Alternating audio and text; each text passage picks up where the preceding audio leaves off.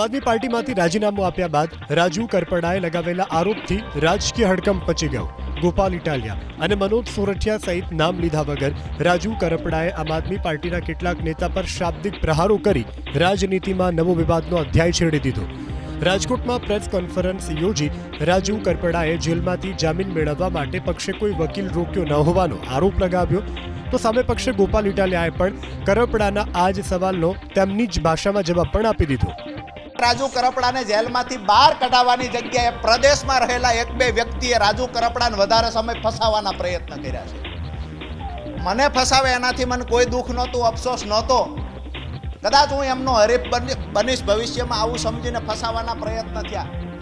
પરંતુ મારા ખેડૂતોને પણ મારો ગુસ્સો રાખીને, ખેડૂતોને પણ જેલમાં રાખીને, ખેડૂતો સાથે ક્યાંક ને ક્યાંક ગેમ થઈ હોય આવું જ્યારે દેખાણું, ત્યારે જેલમાં બેઠા બેઠા નિર્ણય કર્યો હતો કે આવનાર સમયમાં જે પણ કાંઈ થશે એ બિન રાજકીય રીતે મારાથી થશે એટલું કરીશું. જેલમાં માત્ર રાજુભાઈ નહોતા, જેલમાં અમારા પ્રદેશ ફ્રન્ટલ અધ્યક્ષ પ્રવીણભાઈ રામૈયા હતા.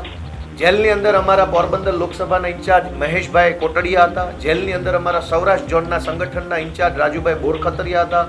જેલની અંદર અમારા પ્રદેશ ઓબીસી મોરચાના અધ્યક્ષ પિયુષભાઈ પરમાર હતા. અમારા પ્રદેશ કક્ષાના 10 નેતાઓ જેલમાં હતા. 10માંથી 9ને કોઈ ફરિયાદ નથી. લીગલ સેલની, પાર્ટીની, સંકલનની, કેન્દ્રીય નેતૃત્વ 9 લોકોને કોઈ કમ્પ્લેન નથી. માત્ર રાજુભાઈને જ કમ્પ્લેન છે. શું કામ? રાજુભાઈને એટલે કમ્પ્લેન છે કે રાજુભાઈ ઉપર આજે સુરેન્દ્રનગરની કોર્ટમાં ફાઇનલ આર્ગ્યુમેન્ટ થવાની છે. જો રાજુભાઈ ગોપાલ ઇટાલિયા પર આરોપ ન લગાવે તો જેલની સજા પાક્કી. રાજુ કરપડાએ તો ગોપાલ ઇટાલિયા અને મનોજ સોરઠિયાને ભાજપની બી ટીમ ગણાવી દીધા.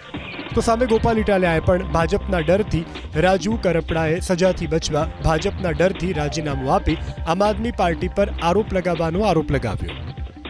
મારી વાત એ છે કે બી ટીમ, જ્યારે આમ આદમી પાર્ટીની વાત થતી હોય તો હું આજ દિવસ સુધી આમ આદમી પાર્ટી સાથે હતો.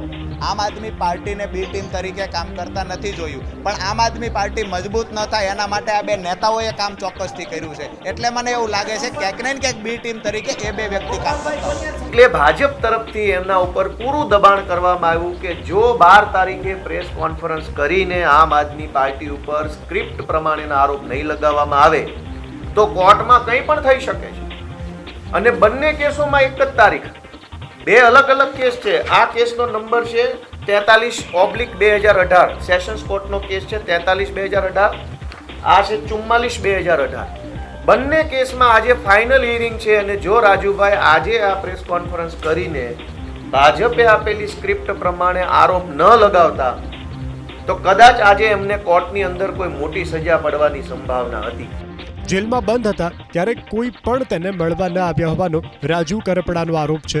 તો ગોપાલ ઇટાલિયાએ દાવા સાથે કહ્યું કે રાજુ કરપડાને આઈપીએસ અધિકારી મળવા ગયા અને રાજુ કરપડા ગાંધીનગરમાં ભાજપના નેતાઓ સાથે મુલાકાત કરી રહ્યા હતા. મને કોઈ મળવા આવ્યું નથી, સિંગલ ટાઈમ મળવા આવ્યું નથી. મારી મુલાકાત ઓલરેડી મારા પરિવારને અઠવાડિયે એકવાર આપવામાં આવતી હતી. આનાથી વિશેષ બીજા મારા સંબંધીઓને પણ મુલાકાત દેવામાં નહોતી આવતી. તો ભાજપના નેતા મળવા આવતા, ફલાણા લોકડા ઢીકડા નેતા મળવા આવતા હતા. ગઈકાલથી આજે ચલાવવામાં આવે છે, કેસવાળી વાત ચલાવવામાં આવે છે. મને ક્યાંક ને ક્યાંક એવું લાગે છે કે રાજુ કરપડા આમ આદમી પાર્ટીને મજબૂત બનાવવા માટે 2021થી 25 સુધી કામ કર્યું ત્યારે રાજુ કરપડા સારો હતો. આજે રાજુ કરપડાએ કહ્યું કે મારે આમ આદમી પાર્ટી સાથે હવે કામ નથી કરવું, તો રાજુ કરપડા ખરાબ થઈ ગયો છે. અમે એ જાણીએ છીએ કે રાજુભાઈને 31 તારીખે જેલની અંદર કયા આઈપીએસ અધિકારી કેટલા કલાક મળ્યા અને શું ચર્ચા કરી એની પાક્કી વિગત છે જ મારી પાસે. અને રાજુભાઈ ગાંધીનગરમાં ગૃહમંત્રીને કયા રોડ ઉપર, કયા બંગલામાં કેટલા વાગ્યે મળ્યા એ પણ વિગત છે. એટલે રાજુભાઈએ કોઈ મહાનતા બતાવવાની જરૂર નથી. મહાનતા તો ગુજરાતના ખેડૂતોની છે કે રાજુભાઈ જેવા માણસને આટલી બધી એણે પ્રસિદ્ધિ આપી.